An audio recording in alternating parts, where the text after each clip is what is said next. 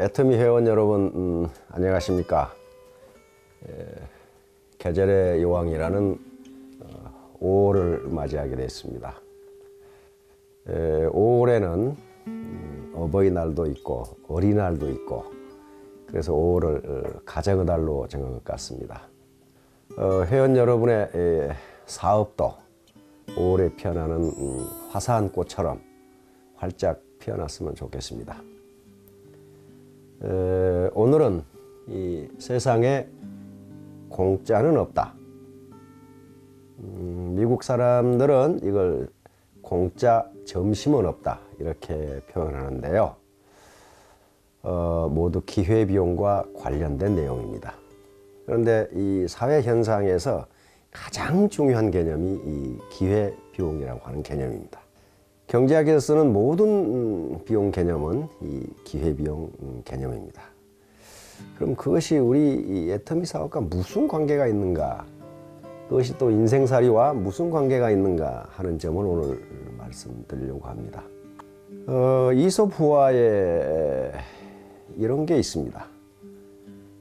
산 당나귀와 집 당나귀가 있었는데, 산 당나귀는 먹을 것도 자기가 해결해야 되고, 잠자리도 자기가 해결해야 되고, 비가 오면 비 맞아야 되고, 또 추운 날에는 눈 맞아야 되고, 이게 참 살기가 고달팠습니다.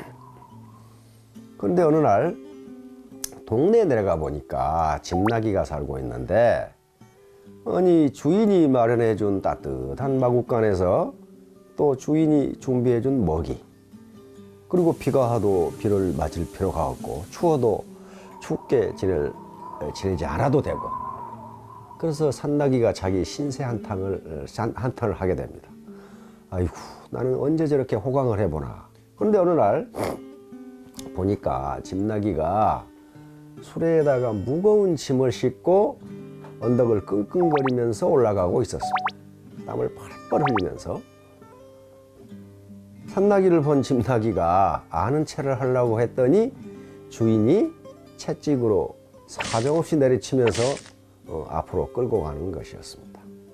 그것을 본 산나귀는 아이고, 내가 산나귀로 살기를 잘했다. 아무리 주인이 먹이를 주고 잠자리를 제공해 준다고 하지만은 저렇게 힘들게 일하고 채찍으로 맞고 저렇게 부자유스러운 삶을 내가 어떻게 살겠는가, 그렇게 생각했다는 이야기가 실려 있어요. 다시 말하면 주인이 주는 먹이도 먹고 따뜻하게 잠도 자고 비도 안 맞고 눈도 피할 수 있는 그것을 얻은 대신 힘들어 일을 해야 되고, 주인의 말을 듣지 않으면 채찍도 맞아야 되는 겁니다. 이게 기회비용입니다. 즉, 하나를 얻으면 하나를 포기해야 돼요. 절대로 두 개를 동시에 얻을 수가 없습니다. 내가 지금 10,000원이 있어요. 돈 10,000원이 있어. 10,000원 가지고 할 수 있는 것들이, 예를 들면 식당에서 밥을 먹을 수도 있고, 그걸로 영화관에 갈 수도 있고, 그걸로 운동화도 살 수 있고, 10,000원으로 할 수 있는 게 많아요. 그런데 내가 10,000원으로 밥을 먹기로 선택했다면 영화관에 가는 거, 운동화를 사는 걸 포기해야 합니다. 따라서 밥이 10,000원짜리라면 이 10,000원을 기회비용이라고 합니다. 그 10,000원으로 할 수 있는 다른 기회를 포기한 거예요. 그러니까 다른 입장에서 보면 그것은 코스트가 되는 겁니다. 비용이 되는 거예요. 애터미 사업을 하는 데 있어서 애터미 사업을 전업으로 하기로 했다면 내가 다른 일을 할 수 있는 기회를 포기한 거예요. 이게 기회비용입니다. 옛날에 어느 강력한 왕국의 왕이 현신들에게 명령을 했다고 합니다. 도서관에 저렇게 책이 많은데 내가 읽을 시간이 없으니 책 한 권으로 줄여오라.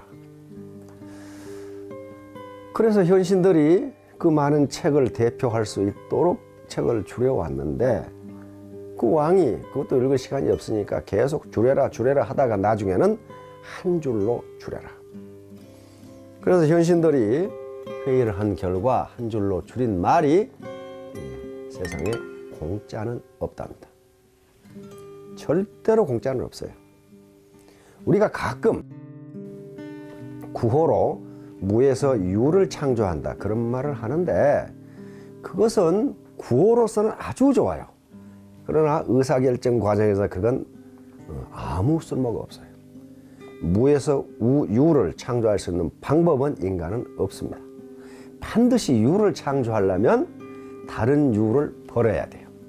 두 개를 동시에 같이 할 수 없습니다. 이것이 애터미 사업과는 무슨 관계가 있느냐?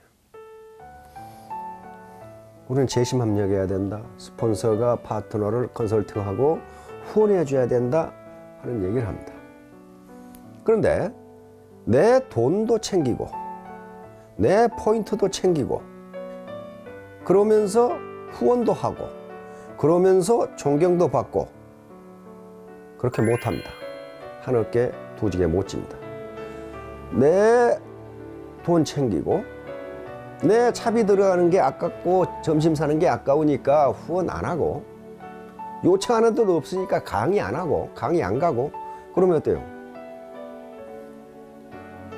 내 계좌에 저금은 늘어나겠죠. 늘어납니다. 그 가치 있는 거예요. 그런데 다른 가치 있는 것을 반드시 포기해야 된다.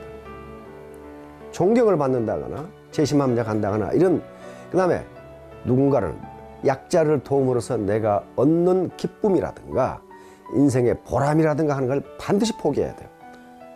내 것 다 챙기고 존경도 받고 보람도 얻고 그게 안 됩니다. 반드시 어느 하나를 포기해야 돼요. 그래서 이 기회비용보다 애터미 사업에서 얻는 효용, 소득과 만족이죠. 효용이 크다면 애터미 사업은 할 가치가 있는 겁니다. 문제는 이 기회비용보다 더 높은 소득을 올리는 경우입니다. 경제학에서는 그것을 독점이윤이라고 합니다. 독점이윤. 다시 말하면 독점적 지위에 있는 사람이 자기의 기회비용보다 더 높은 소득을 올리는 경우입니다. 대표적인 예가 돼지클럽이에요. 자기 일을 할 거 다 하고 나오지도 않고 그러면 그 소득이 공짜로 만들어지냐? 그렇지가 않아요. 누군가는 발로 뛰어서 그 소득을 창출했는데 그 돼지클럽은 공짜로 가져가니까 자기의 기회비용은 제로입니다. 그 사람들은 아무것도 제공하지 않으니까 기회비용을 훨씬 초과하는 이득을 얻습니다. 이건 정의롭지 못한 소득입니다. 이것이 소수인 경우에는 애텀이라는 이 유기체가 살아남을 수 있어요. 그러나 그게 일정 수준을 넘어서면 이 유기체는 죽게 됩니다. 다시 말하면 생산도 안 하는데 많은 소득을 가져간다면 생산활동에 참여한 사람들이 어떻게 됩니까? 자기 기회비용을 벌지 못합니다.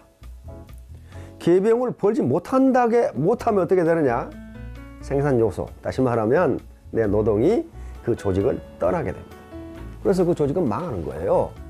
그래서 우리가 돼지클럽을 경계하고 아침에 얼굴만 보이고 저녁에 낮에 사라져버리는 사람을 경계하고 하는 것이 본인에게도 그렇게 하면 안 되기 때문이에요. 세상에 당연한 건 없습니다. 내가 당연히 받을 걸 받는다? 천만의 말씀. 그렇지가 않습니다. 많은 사람들이 재심합력에서 자기 기회비용을 벌기 위해서 밤낮으로 뛰니까 같이 버는 거예요. 자, 그러면 이제 이 아침 조회를 하실 텐데요. 각자 한번 토의를 해보시기 바랍니다. 과연 내 기회비용은 얼마나 될까? 사람마다 다릅니다. 내가 지금 뭘 해도 할 수 있다. 적어도 한 달에 100만 원을 벌 수 있다. 그러면 100만 원이 명시적인 기회비용이 됩니다. 그거 말고 기회비용이 많아요. 내가 이 시간에 애터미 일을 안 하면 등산도 갈 수 있고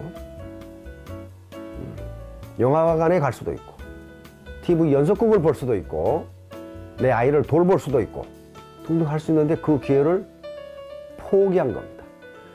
그러니까 내가 영화관에 가고 등산을 하고 아기를 돌보고 하는 것들은 전부 가치 있는 일입니다. 내 자신을 위해서 가치 있는 일이거든요. 그 가치를 포기한 대가로 내가 지금 이 일을 하고 있어요.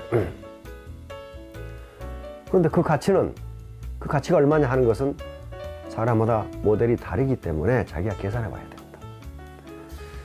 자, 이 꽃피는 5월, 정말 화사한 꽃이 피어나는 이 계절의 여왕 5월에 우리 회원님들 아주 화사하게 사업이 피어났으면 좋겠습니다. 감사합니다.